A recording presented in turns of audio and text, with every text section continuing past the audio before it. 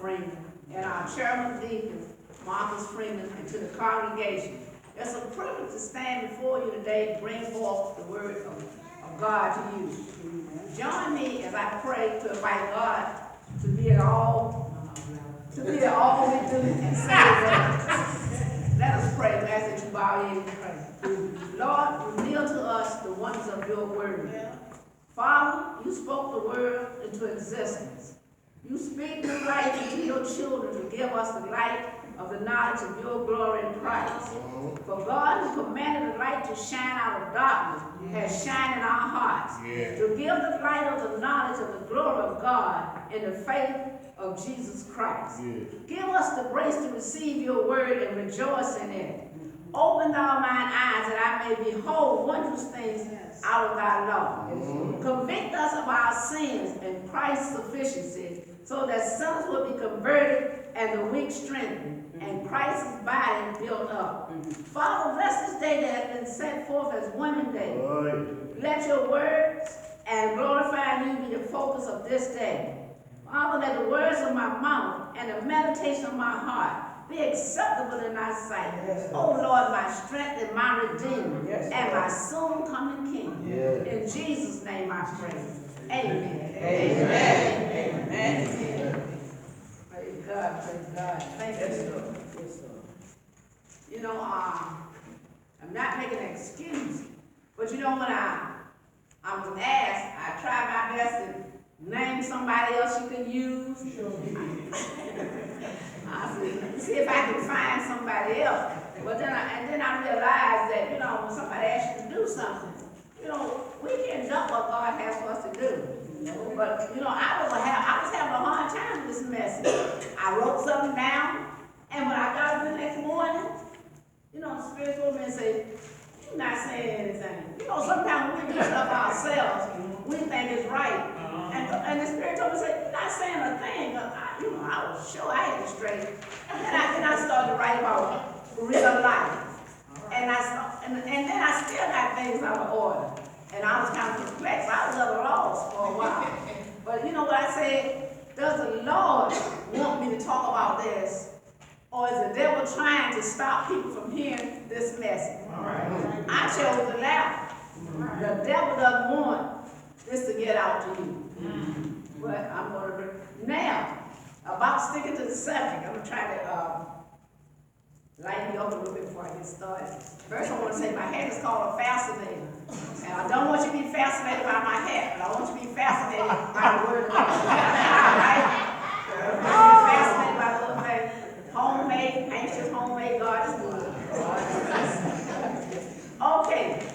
to talk about sticking to the subject. If I don't stick to the subject, don't worry, but that's not strange. We have a tendency to have a different look on our face if the preacher or speaker don't stick to the subject. If you look back in the 7th chapter of Matthew, Jesus spoke on 3 subjects before he got to the part that I'm going to talk about, and did 4 more after it. Different subjects about this parable. And I will do my best to stay on, as close as I can. Noah preached 120 years, he never changed his subject. We get kind of upset with the preachers. He preached that before. So Noah did 120 years and changed his subject. And then, if you say I'm too long, the Sermon on the Mount is by far Jesus' longest explanation of what it looks like to live as his follower and to serve as a member of God's kingdom. In many ways, Jesus' teaching during the Sermon on the Mount represents the major ideas of the Christian life. For example, Jesus taught about subjects such as prayer, justice, care of the needy, handling the religious law, divorce, fasting, judging other people, salvation, and much more. The Sermon on the Mount also contains both the Beatitudes and the Lord's Prayer. All right, now, I want you to remember this is a parable. And a parable is a common word picture, which is used as an image or a story to illustrate a deeper truth. Sometimes, when Jesus taught, when he talked to the fishermen, he talked about fish. You have to talk to people about things they understand. When we go way out and think we're doing great by using these great big words, and when you finish, people go, what just happened? So we have to talk to people so they know, because that's basically what a parable is. It's telling a story, but it's telling a different way so we can understand it. And that's what this is a parable, but it's often missed for being a parable because this is a unique type of parable because where it is placed by Jesus. Here he gives it at the end of the Sermon on the Mount. So applying what we know about the parable of purpose, the Sermon on the Mount is summed up. Now, I want y'all to stick with me for a while. I know you'll say, well, she haven't taken her subject yet. Just hang in there. Just hang in there.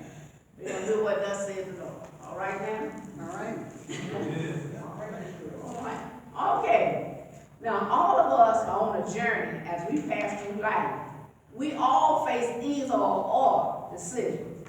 Each day we make choices, and that affects the direction in which we are headed. Many people think that the path we can travel are many, and in a sense, they are. For example, when we are traveling, we take different exit routes to get on and off the interstate. We use our GPS to travel, and sometimes we take the fastest route that will get us to our destination. But in a righteous sense, there are only 2 choices. There are times when we face a decision that we like to shrink from it and not make a choice. But we have to face it sooner or later. So Jesus, in his Sermon on the Mount, spoke of these choices that confront each person who lived or has ever lived in this world. Each part has its own beginning, and each has its own end. One is heavily populated, and the other is traveled by few. Where are you on this journey? Are you on the right road, or are you headed in the wrong direction? No one is going to force you to make a choice today. All I'm going to do is ask you to do is to consider the choices Jesus mentioned. Then I want you to consider your response to these choices. The only way to get our values right is to focus not on the beginning of our walk with God, but the end of the way, and to see things not in the light of our time here on earth, but the light of eternity. Most people look for the easy, fabulous, and glamorous lifestyle. They want to be someone great, but greatness in God's eyes comes from humility and service. This is not the kind of greatness that most people are looking for. These people who are self-focused and whoever has not consciously repented of their sins and chosen to obey Christ's teaching have automatically entered the broad gate. Wow. And on the broad road that leads to destruction. Right. There are two gates, and they are only the starting point. Right. Matthew 7:13-14, according to the King James Version. Enter in at the straight gate, for wide is the gate, and broad is the way that leads to destruction, and many there be which go thereat. Because straight is the gate, and narrow is the way which leads to life, and few there be that find it. Matthew, the narrow gate and the broad gate, the Greeks and Romans, Jewish writers often use the image of these two paths and life. And those Greek and Roman Jewish writers often use the image, particularly concerned with the future judgment, especially use the image of the two ways. Okay, now, this would have, they think, a lot of people think that this was the inspiration for the poem by Robert Frost. He wrote a poem, I don't know if you read it, it was called The Road Not Taken. Yes. He took, and Robert Frost lived for 89 years, and he wrote this poem. And a lot of us take the poem for one way. I'm going to read it to you just in case you haven't heard it. The Road Not Taken, Robert Frost. He lived from 1874 to 1963. Two roads diverged in a yellow wood, and sought I could not travel both. But be one traveler, long I stood, and looked down as far as I could, to where it bent in the undergrowth. Then took the other, as just as fair, and having perhaps the better plan, because it was grassy and wanted wet. Though as far that the passing there had warned them really about the same. And both that morning equally lay, in leaves no step had trodden black. Oh, I kept the first for another day, yet knowing how way lays on to way, I doubt if I should ever come back. I should be telling this with a sigh, somewhere ages and ages hence. Two roads diverged in a wood, and I took the one less traveled by. And that has made all the difference. Now that was a poem by Robert Frost. And the thing of it is, he was standing there looking at this road and trying to figure which way to go on this road, which one should he take. And he did, and so he wrote that poem, and a lot of us take it one way, but I'm going to explain it to you another way. And then I'm going to talk about, now let me tell you something about Robert Frost. Now he went to Dartmouth College, he went to Harvard University, and his Nobel Awards were a Pulitzer Prize for Poetry, Congressional Medal. Now, I'm going to also tell you something about, a fact about Thomas A. Dorsey. And you can find out where I'm going over. Thomas Dorsey was called the father of black gospel music. Thomas Dorsey was born in Georgia in 1899. His father was a Baptist minister, and his mother worked as a music teacher and served as a church organist. Dorsey was the first African-American elected to the Nashville Songwriters Hall of Fame and the Gospel Music Association Living Hall of Fame. He was inducted to the Georgia Music Hall of Fame in 1982 and the Granite Records Walk of Fame in 2007. His composition papers, the Thomas A. Dorsey Archives, are located in Frisk University, where his collection joined those of W.C. Handy, George Gershwin, and the Jubilee Singers. Dorsey was a member of the Omega Phi Psi fraternity. He also served as music director of Pilgrim Baptist Church. And we know that he passed away on January 23rd, 1993. And Thomas, as I read to you about that walk with trying to figure out which way to go, Thomas Dorsey wrote this song. Now, I tried it, and I'm going to try to keep tuned to it. And this is what he said, y'all might have to is standing here wondering which way to go. Standing here wondering which way to go. So much confusion in this world below. I've been suffering, I've been driven from door to door. I'm standing here wondering which way to go. The road lies in darkness, the lights getting low. Where will it lead us? No one seems to know. Yes, there may be destruction. And where is me so? Good Lord, if you know me, come on and show me which way to go. I'm standing wondering which way to go. So much confusion in this world below. I've been suffering, I've been driven from door to door. Good Lord, if you know me, come on and show me, Lord, which way to go.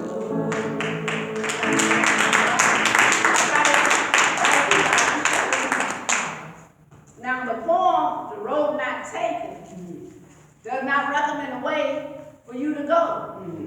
And neither does the hymn that I just tried to sing. Standing here wondering which way to go. They were both trying to figure out the right path to take.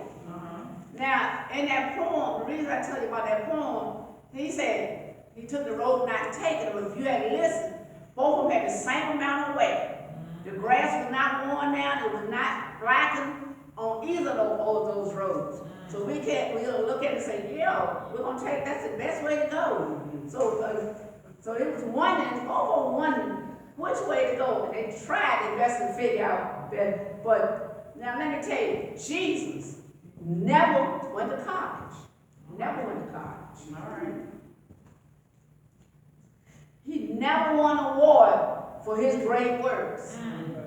He was never inducted into the Hall of Fame. But Jesus. Speaking with authority, as recorded in Matthew 7:13-14. This is how it reads. Enter ye the straight gate, for wide is the gate, and broad is the way that leadeth to destruction. And many there be which go thereat, because straight is the gate, and narrow is the way that leadeth unto life, and few there be that find. Now this is a parable from the Sermon on the Mount. Now, who or what is in this parable? You know, our Sunday school teacher, Dr. Hankins over there, when we come to Sunday school, she said, who's in the lesson? That's one of the things she asked us, so I got prepared for this. We have two roads. We got one that leads to hell, the gate is wide, and many choose to stay on that path that leads to destruction. We also have the narrow road. The gate is narrow and only a few find. We got two gates, the straight, we got the wide, we got the narrow. Now picture this illustration with me. You're standing before two gates. One gate is very narrow, so narrow that only one person at a time can get through. The other gate is very wide, so wide you're not even sure where it ends. The narrow gate has a few people around it, while the wide gate is filled with people. Now we got two ways, narrow, wide, two ends, life and destruction, two travelers, many and few. And we got two decisions. We can choose the straight way or we can choose the broad way. Now every person eventually finds himself or herself at the crossroads, the path where consideration meets commitment.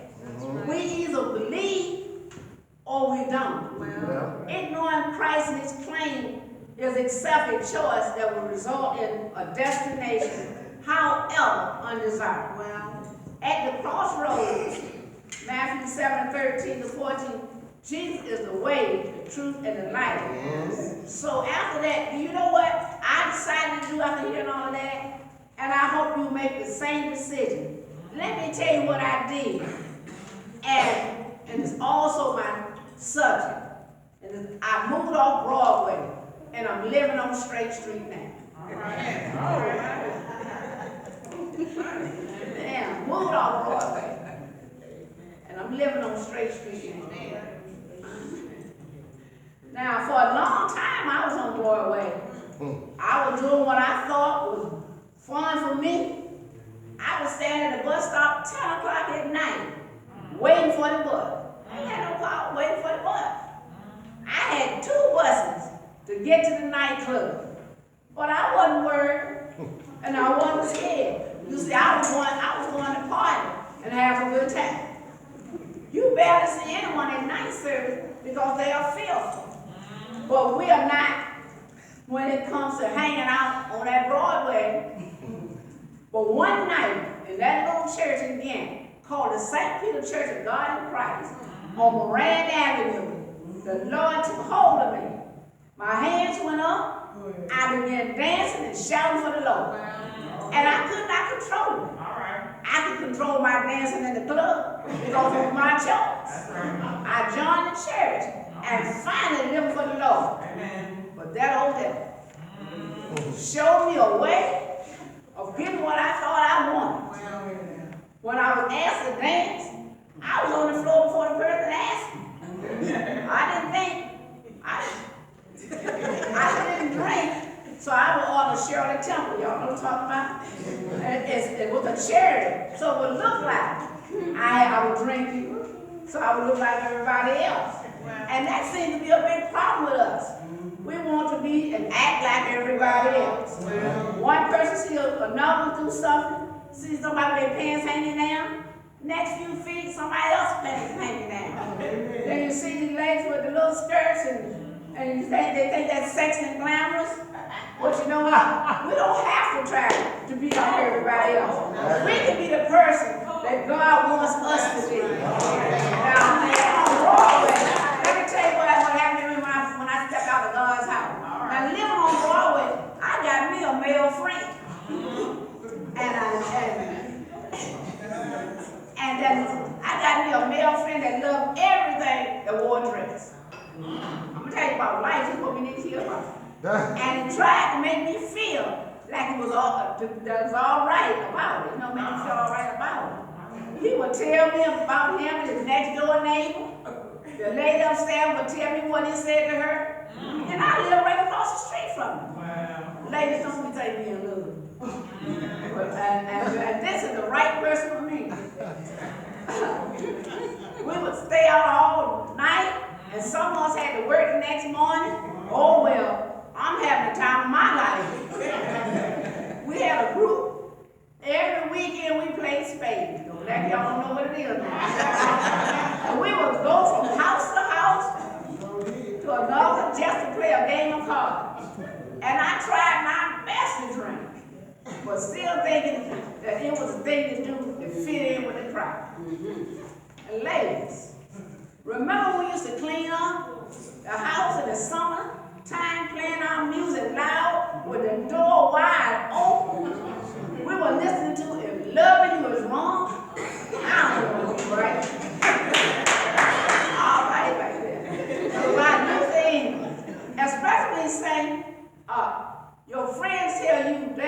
future in loving a married man. If I can't see you when I want him, I'll see you. What? I'll see you when I can. If loving you is wrong, I don't want to be right. Loving you is wrong, I don't want to be right. And then he broke down and said, are you wrong to fall in love with a married man? And am I wrong for trying to hold on to the best thing that ever had? If loving you is wrong, I don't want to be right. If loving you is wrong, I don't want to be right. And we were singing loud here and filled it to the bone. That was when we was on Broadway, right? Yeah. And we had no restrictions and few boundaries. Now we get in church and you can barely hear us. But the one thing we know now, that Jesus is the best thing that ever happened to us. We have to live on Strait Street to realize that. Right? Let me tell you, I stayed out of church for 10 years. And God didn't let me die there. All right. He didn't let me die there in my sins. The Lord allowed me a chance of getting back into the church after all those years and rededicated my life back to Him. Amen. I no longer want to live on Broadway. And that's when I moved off. And I'm still living on Strait Street now. All right. And now I can ask God for what I want or need. And He won't tell me He can't do it because somebody else asked Him first. And if I had asked Him earlier, He could have done it. When everything seems to go wrong in our lives and our finances are low, we can sing Precious Lord. All right. Take my hand, lead me on. Let me stand. I'm tired, I'm weak, and I'm low. Through the storm, through the night, lead me on to the light. Take my hand, precious Lord, lead me on. That we thought we had, and they are few, we have another hymn we can sing. What a friend we have in Jesus. All our sins is here. What a privilege to carry everything to God in prayer. Oh, what peace we often forfeit. Oh, what needless things we bear. It's all because we do not carry everything to God in prayer. Jesus, Jesus is all the world to me. And knowing that we can always find comfort in the Word and the songs of God. That's right. Church, God is blessing us right now. You need to live on Strait Street to really reach the true realization of that fact. This is another reason. That's another reason I moved off Broadway. Right? There are times when you reach in your pocket and you'll find money that you can't remember putting there. That's right.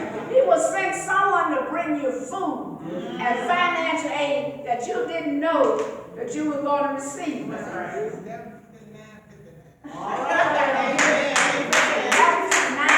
9:59. You didn't know you were receiving. And you know one thing about it, I was talking about moving. When we moved, we had to fill out an address form. I went to the post office and I got one.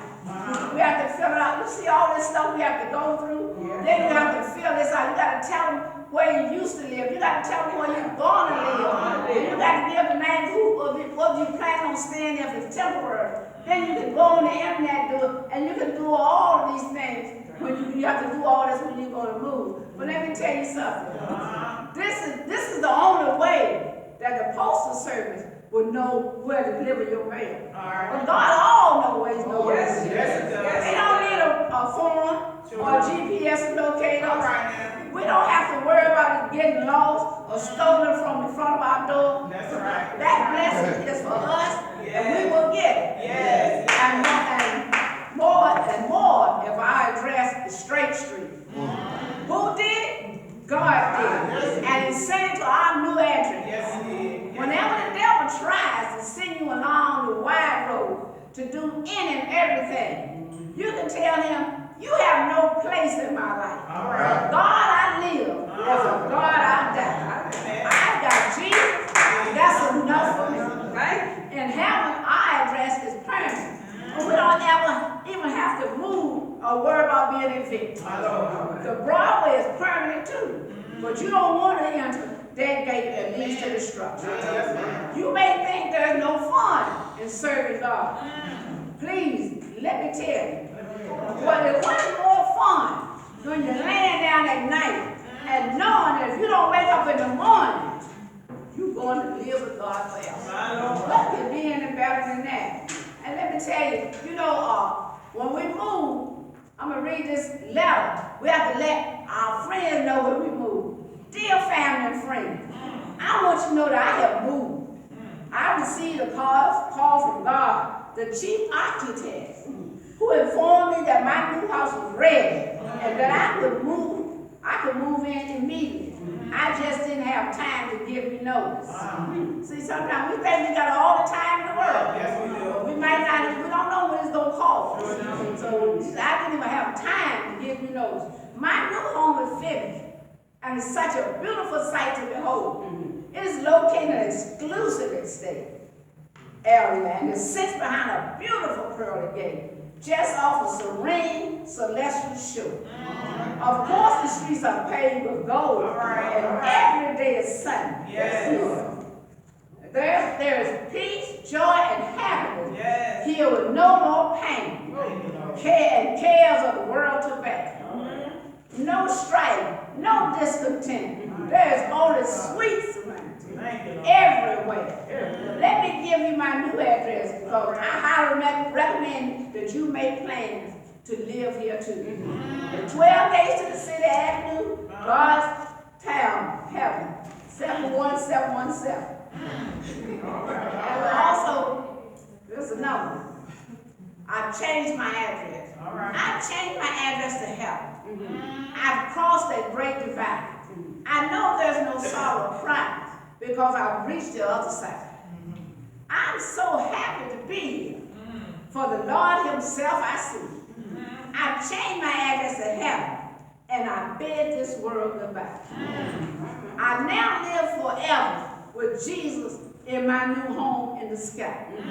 I have no burden or heartaches, and from tears I am set free. I've changed my address to heaven. I'm safe forevermore.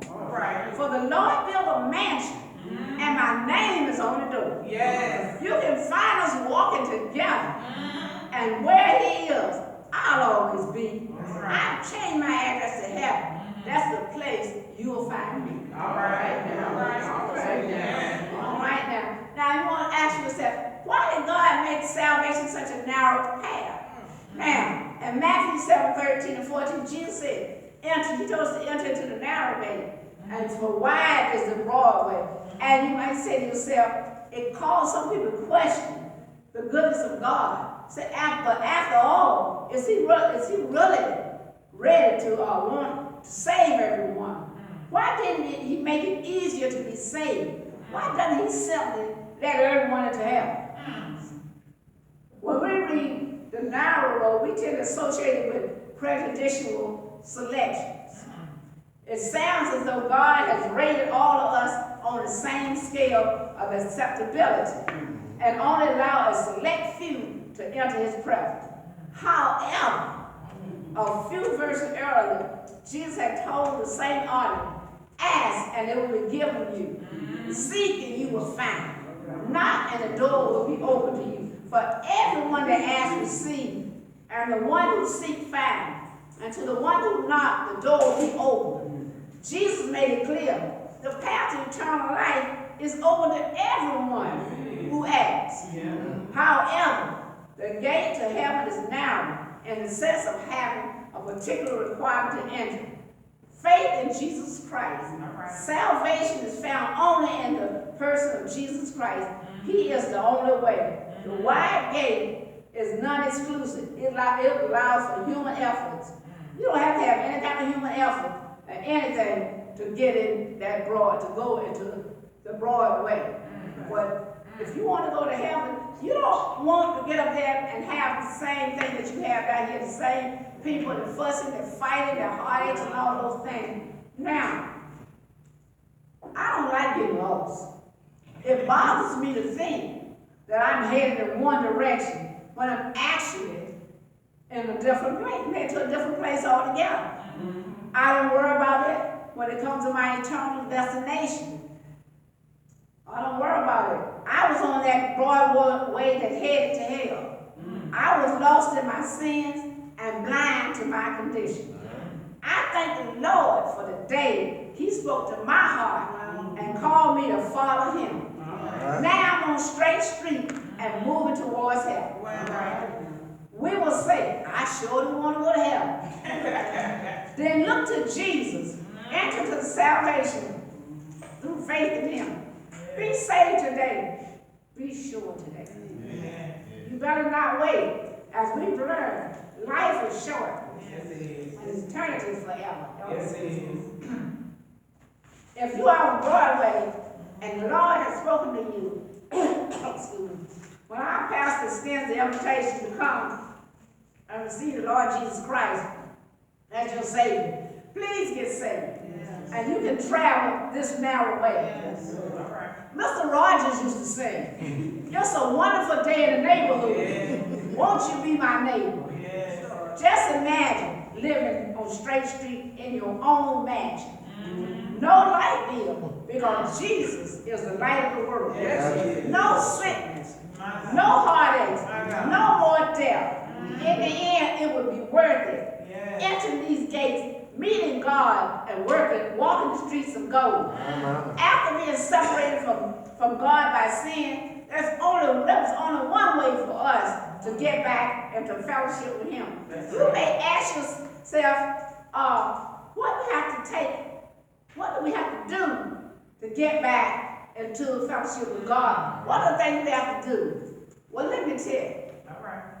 That somebody had to die. Somebody had to shed innocent blood to bring us back into unity with God. The blood of goats and bulls was not able to do it. Noah was not able to bring us back to God because when the ark landed, Noah got drunk. David, a man after God's own heart, was not able to reunite us with God because he had a man named Uriah killed just to get his wife for himself.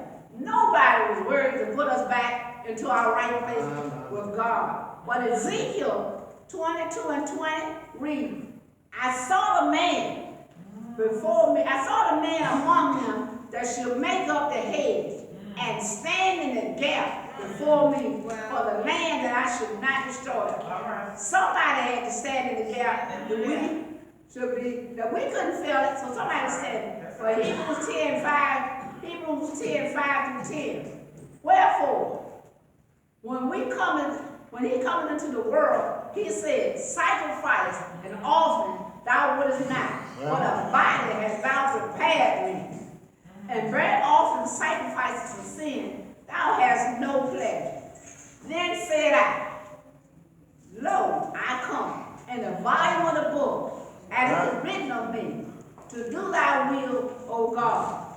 Above when he said, sacrifice and offering and burnt offerings and offerings for sin, thou wouldest not. Neither had pleasure therein, which are offered by the law. Now, you know, one time, when people sin, I'm going to explain this to you, that they would give a goat as a sacrifice for their sins. But after a while, that wouldn't do. Somebody had to shed innocent blood to bring us back into Christ. So God said He prepared Jesus a body so He could come back into this world. Now can't you imagine Jesus, the Son of God, and this earthly body His Father prepared for Him as He came down to die for the sins of the world. Can't you just see Jesus as He took off His royal robe and stepped over the shining coast of glory and came down to a cursed world? He didn't have to do it, but He did. Then He said, lo, I come to do thy will, O God. It has taken away the first, and He has established Himself, by the which we're all sanctified through the offering of the body of Jesus Christ once and for all. See, we don't have to keep going back like they did in the old days over and over because nobody had died for us. But when Jesus Jesus died. He didn't have to die but one time. And we can go back to Jesus anytime we want to and say, Lord, I've done wrong. Forgive me for what I've done. So we don't have to wait a whole year for the priest to come back so we can get our sins forgiven. Because suppose you die in that year's time, there's no hope for your soul. But my Lord and your Lord died, came down here and died. And let me tell you, he was born of the Virgin Mary. Walked the dusty roads of Jerusalem. He fed the hungry, healed the sick, gave sight to the blind. He was led from judgment hall to judgment hall. Suffered under Pontius Pilate. They whipped him all night long. They put a crown of 72 thorns on his head. They shoved it down and stuck in his brow, and he began to bleed. They pierced him inside until the blood came flowing down. That's the innocent blood I'm telling you about. He was oppressed. He was afflicted. Yet he opened not his mouth. He was brought as a lamb to the slaughter, as a sheep before his shearer is dumb, but he opened not his mouth. They hung him high, and they stretched him wide. He died until the sun refused to shine. He died until the earth began to reel and rock.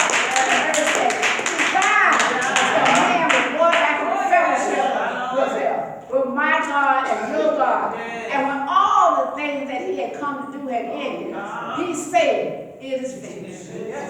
But early that third day of the morning, Jesus got up and said, for all power was given on me heaven and on earth. He wants us to tell his goodness of all the lost souls and the troubled mind, spirit, and heart. Then he said, that if we do this, he said, no, I'll be with you even until the end of the world. 1 Corinthians 15:34. For I have delivered unto you first of all that which I have also received, how that Christ died for our sins according to the scripture, and that he was buried, and that he arose again the third day according to the scripture. And the same spirit that raised Jesus back from the dead, that's the same spirit that raised our Lord back from the dead.